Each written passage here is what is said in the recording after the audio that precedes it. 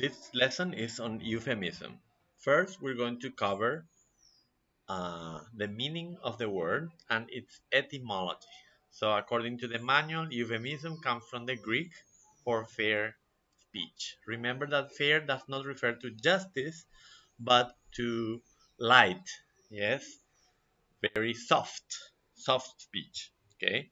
So it continues saying a good definition borrowed from a literary handbook is the substitution, and this is the definition: the substitution of a harsh and blunt expression for a mild and pleasant one. Okay, this is the definition of euphemism. Okay, and then it says euphemisms have traditionally been common in subject areas that people do not like talking about directly. The most common of these involve death, sex, and bodily functions. There are other areas as well. Okay, so look at the examples. Direct and blunt uh, words: die, copulate, and urinate. And the euphemisms are those. Okay, you can take a look. Also, you can find other examples here regarding the words um, underwear and also uh, this fertilizer, horse biscuits.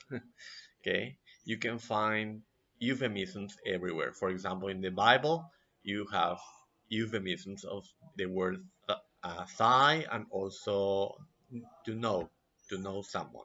Okay, that's a euphemism. Now we're going to list uses of euphemism. The first use is often a euphemism is used to make something bad sound better, but in this case, the disguise is usually deceptive or wrong. That's the second one already. Yeah, that's the second use. Sorry. The first use is the one that is in the definition. Oops, I went too far.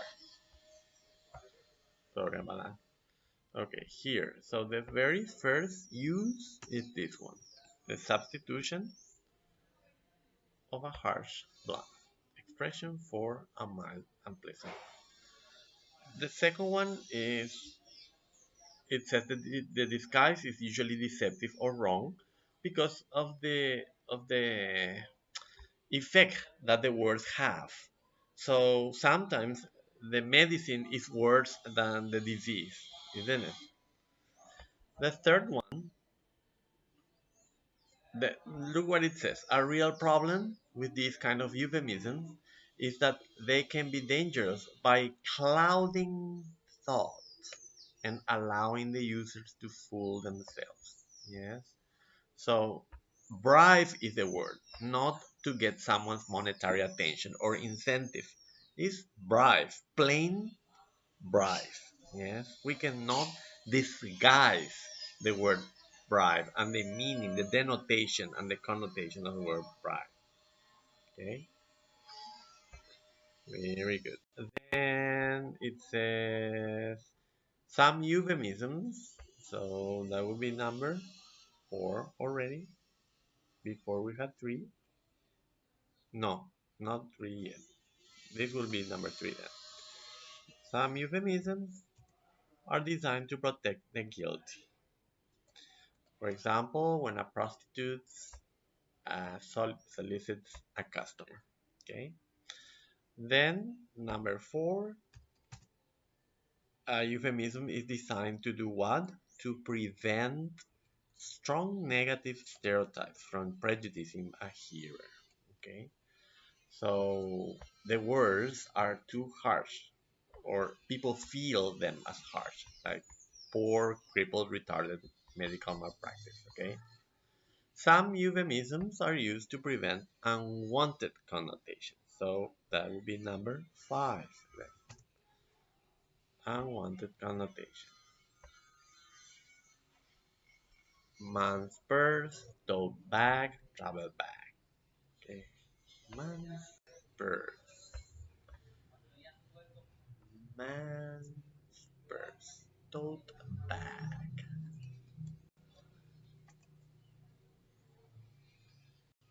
Ooh, kind of feminine to me. A tote bag. Yeah. And what's the other word?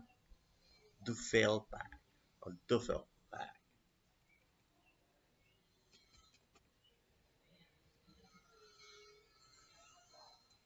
Duffel bag. Okay. That's more manly. Okay, more gym like. Okay. All right. Very good. Okay. So that was number five. Yes, an unwanted connotation. Number six, particular important use of perhaps desirable euphemism involves the economic change occurring in many countries. Faced with the failure of socialism, many Marxist countries are not now adopting capitalist economic incentives and structures while desiring to remain socialist in name and theory. This creates a problem because no self-respecting socialist would ever call himself a capitalist. So, they changed the name. In China, capitalist movement is called market-oriented reform. It's capitalism. The Chinese slogan "to get rich is glorious" is directed to socialists who are now able to possess the rewards of individual initiative. In the Soviet Union, the adoption of capitalist market structures and incentives was part of perestroika reconstruction and was referred to as economic reform and liberalization. In the African nations, the situation is even more sensitive because the hated word capitalism is associated with the colonial oppressors, usually the Dutch or the English in Africa, who ruled the now independent nations for so long. To turn from socialism to capitalism would sound too much like a return to colonialism. Therefore, the introduction of capitalism must be under names like market incentives, family businesses, and so on. So these are the euphemisms that they use to refer to the capitalist economic strategies that they are using. Okay, that would be it. The point is that without the use of these euphemisms, the changes would not be permitted. As Neil Postman says, euphemizing is a perfectly intelligent method of generating new and useful ways of perceiving things. It may be useful to generate several alternative terms or labels to describe any given person, job, program, system, group, etc. etc.